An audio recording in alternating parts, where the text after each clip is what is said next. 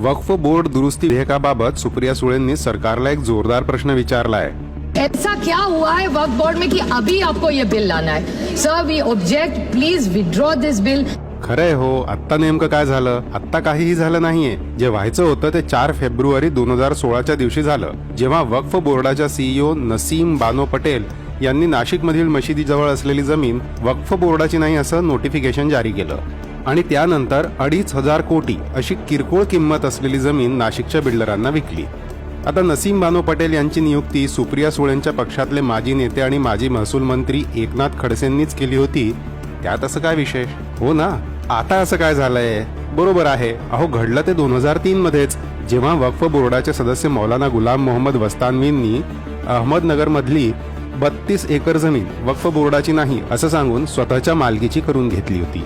त्याच पद्धतीने नागपूरच्या झिंगाबाई टाकली भागातल्या वक्फ बोर्डाच्या जमिनीचेही फक्त 288 प्लॉट्स तर विकले होते। हेही आत्ता थोडी 99 साली घडलं होतं। ऐसा क्या हुआ है वक्फ बोर्ड में कि अभी आपको ये बिल लाना है? सुप्रियाताई, तुम्ही लढत राहा, कारण भारताचा कोपरान कोपरा वक्फ बोर्डाचा होत नाही तोपर्यंत आपल्या देशाला या दुरुस्ती विधेयकाची काही एक गरज नाहीये।